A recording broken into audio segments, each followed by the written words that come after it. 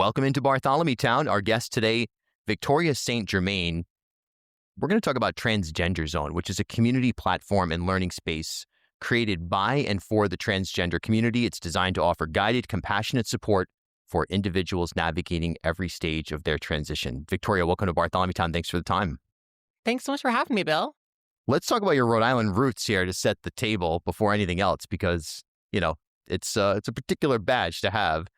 What's your background story in that regard? Well, I'm born and raised in Rhode Island. I went to Charahoe High School, middle school, and I grew up in Richmond, Rhode Island, in a small farming town. And I am currently still residing in Rhode Island. I have loved it from the moment I stepped foot on the soil.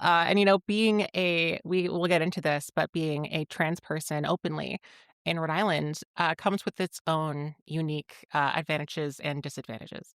Yeah, I'm really interested in that in detail. Before we go further, though, I have to remark, I'm also a Charahoe alum, and I've often talked about it here on the podcast, the regional district being comprised of dramatically different areas in terms of just, you can look at it from a political breakdown, just look at election results. You can look at it from an agricultural versus suburban versus coastal community type of situation. So there's so much to it. So I'm really interested, before we go any further, what was your experience like in Charahoe?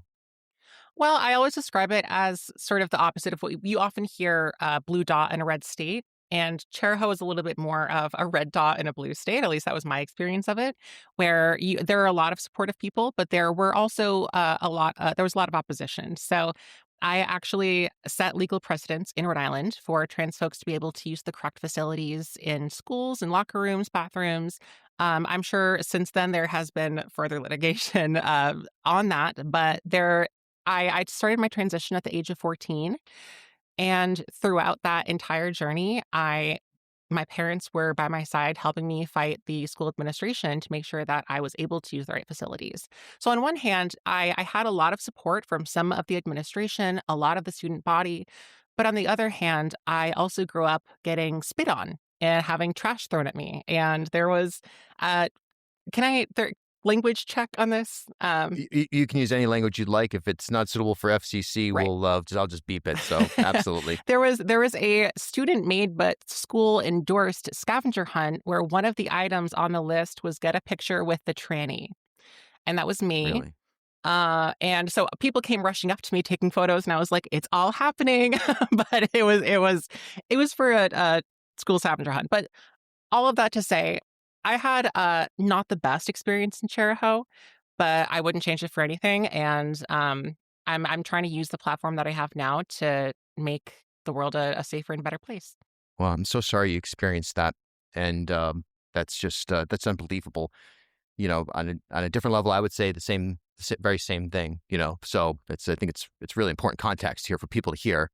I wonder Yes. what years, what about approximately what years we're talking here? Is this like, I for graduated listeners out there? 2014. Yeah. So this is contemporary. We're not talking about 1971 or something. Correct. Yeah, just recently. Wow. What a shaping experience. So I want to take that into, you mentioned advantages and disadvantages writ large in Rhode Island to being a person going through transition or being a person who is transgender. I'd love to hear more about that from your perspective. Yeah, so Rhode Island is largely a very blue state. And so the advantages come with, we have great healthcare. We have generally a lot of really, really great people. We have great trans and LGBTQ resources. But on the other side of things, it is a pretty small town. So for and I say town knowing it's a state because we tend to all know each other. So word travels fast. When I first came out and started my transition, it was maybe within a week of me telling people that I was coming out, that even at away or like home or away football games, there would be people coming up and being like, "You're the trans person," right? Where it is immediately communicated, and it's especially difficult to find other trans folks, especially in a smaller part of Rhode Island. So that's kind of what led me to create Transgender Zone, because when I was starting out at 14, I would sit all alone at home in my basement, scouring the internet to try and find any reliable transition information, any connection to surgeons, to hormones, therapists, things like that. And I just never did. And more than that, I was looking for somebody who was going through a similar experience.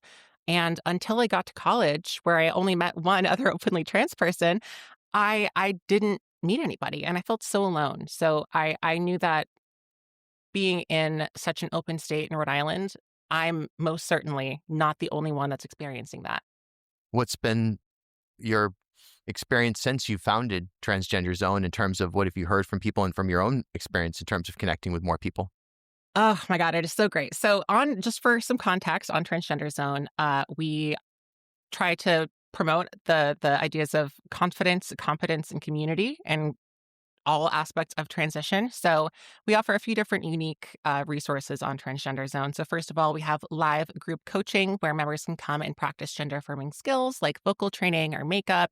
We have protected online forums as self-paced educational modules on every single aspect of transition. So within that, we have a lot of different activity, and maybe my favorite part of being a member, not just the founder, but a member on Transgender Zone, is the lack of uniqueness in the best way possible. Because being trans, we're about 1% of the population, right? And when you finally meet another trans person, we're not a monolith. So you're likely going to meet someone completely different from you, which is great. But let's say you just came out to your wife and you're in a custody battle and you lost your job. That's a really unique situation. But we'll see someone make a post on Transgender Zone, and within 24 hours, their comments are filled with people that are either sympathetic or are currently going through the same thing or went through it and know that it's going to be okay. So seeing people often in crisis, sometimes we'll have people posting or joining a live session that don't know if they can continue on, whether it's with transition or in general. And they found a community of people to rely on. These people join our 4 live sessions every single week to have a community. And even for me, I feel so validated by being in a room full of trans people when that had never happened for me before. Yeah. As Rhode Island's first ever member-owned credit union, Navigant Credit Union has been a staple in the local business community for more than 108 years. Today, Navigant is a $3.4 billion institution serving more than 136,000 members across 25 physical branch locations. But since its founding in 1915, the mission has never changed. Navigant Credit Union's team of financial professionals have remained committed to improving the financial well-being of the families, businesses, and communities they serve across Rhode Island. Learn more at navigantcu.org. Bartholomew Town is proud to partner with Waterfire. Visit waterfire.org. Half Street Group brings a new generation's perspective to leadership communications, strategic public relations, and digital marketing. Half Street helps organizations and leaders take control of their own stories and manage their reputations. They get results for their clients by focusing on audience message and culture, and by leveraging their decade-long relationship with media and opinion leaders in the Ocean State and throughout New England. And by the way, join me and Half Street Group founder and president Mike Rea for a conversation every month about news of the day, the hottest media analysis, and a look behind the scenes at how impactful leaders drive conversations. Learn more at halfstreetgroup.com. Bartholomew Town, proud to partner with the University of Rhode Island Online. Are you ready to take the next step in your career? At URI Online, they offer business and leadership-focused programs designed to fit your life. Whether your goal is to advance your career in fields like public administration, supply chain management, or training and development, their online programs provide the flexibility you need with a high-quality education you deserve. You're going to learn from experienced faculty and collaborate with a network of professionals, all from the comfort of your home or wherever life takes you. Visit uri.edu/online to explore programs and start building your future today. URI Online, learn anywhere with us. Bartholomew Town is proud to partner with Newport Film. Visit newportfilm.com. Follow me on Instagram at Bill Bartholomew.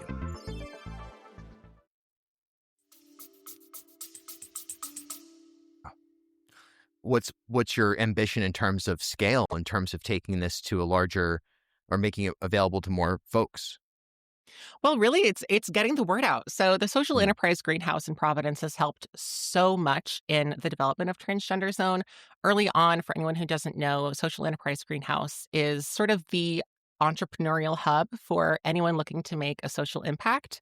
They took us under their wing, and they have when you're starting a business, you don't know what you don't know. And so my husband is the co-founder as alongside with me. So the two of us took their accelerator course and learned so much about what it takes to scale and reasonable expectations of growth. So trans folks, there are around 600 million English speaking trans folks around the world. And we would love to expand beyond just English. But if we could get just a fraction of that demographic, we can grow the platform to a spot where we can bring on more coaches. We can have more live events. We can Yeah. have our own bespoke app. We can have live conferences. We can have people fly in, table at WPATH events, a lot of different options there. But really, we want to make sure that we get on the table in front of a lot of people. I feel that most people just don't know we're here.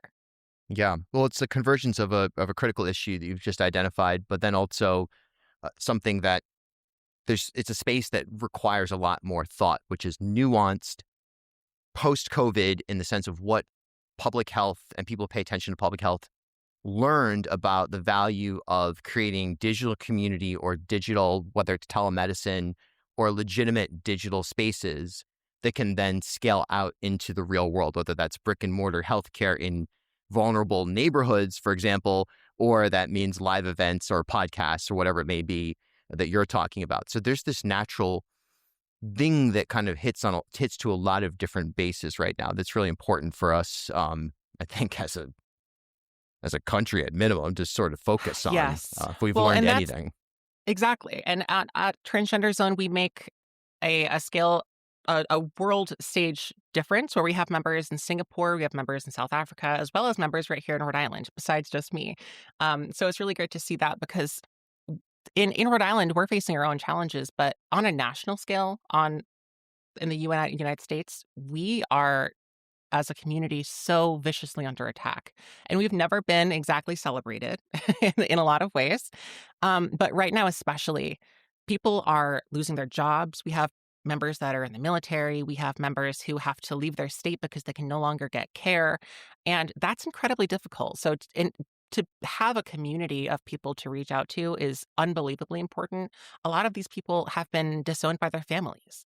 Maybe their birth families, their uh, created families and are looking for some kind of community and they can find it there. Um, it, something that makes me smile when I think of all the information that we like to pass on, whether it's through our lessons or our curriculum, is the trans community has always kind of had to fend for itself. We've always passed on information, safety information, transition information from one doll, we say, or one trans person to another. And so for example, I teach makeup lessons on Transgender Zone, and those makeup tips, yes, I've modified it to be my own, but those are passed down to me from other trans folks, from drag queens, from makeup artists. And so this information, no matter how hard the federal government tries to shut it down, tries to keep us quiet, we're always going to be here and we're always going to support one another. And that is just like the best thing that I've gotten out of Transgender Zone, to see that no matter what happens, we are all here to support one another. Beautiful. I wonder on the actual platform itself from that standpoint. You mentioned social enterprise greenhouse. I just wonder, like right now in 2026, what's it like from this is ostensibly a startup or a user interface type oriented project. So as a developer of something that it's off the ground and running and it's growing, but what has that experience been like specifically in terms of making it happen in Rhode Island? Well, challenging, certainly, early on. My husband and I both, we tackled this full time, where we were both building this app and living on whatever side jobs he could pick up. We had a little bit of savings, and we've really been scrapping over the last about year and a half. We're getting to a much more stable place now, but a lot of rice and beans early on, as you can imagine. And that's sort of the beauty of social enterprise greenhouse because we weren't the only ones fighting for our next meal or, fighting to make a social change. When you have a moment of lacking entrepreneurial resilience and feeling like, can I still do this? Like, it would just be so much easier if I got a 9 to 5 job because I wouldn't have to this wouldn't be just me pushing this train. Being in a room full of other entrepreneurs and people that are looking to make a difference really, really lights that fire under you and keeps you going.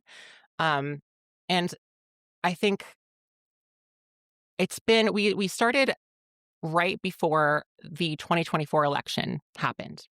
And we were all chips in for Kamala. We were all so sure that was going to happen. And things took a big change. And so from there, it's been more challenging to create this, but it's been more necessary than Mm, ever because sure. right now, over half of our states now have anti-trans laws that directly target and antagonize my community. If I use the women's restroom right now in, I think it's Iowa, Idaho, um, I could be thrown in jail, and the person that called the police could get $1,000 bounty reward for doing so. And human rights organizations around the world are calling what's happening in our country right now a burgeoning genocide. So it matters now more than ever that trans folks have a safe space. Yeah, absolutely. It is. It is a burgeoning genocide. I think that's a fair assessment, and it requires that kind of urgency and Yeah. a lackadaisical approach or a walled off approach. Like you said, Rhode Island, different situation than Idaho or Iowa, but the urgency never greater.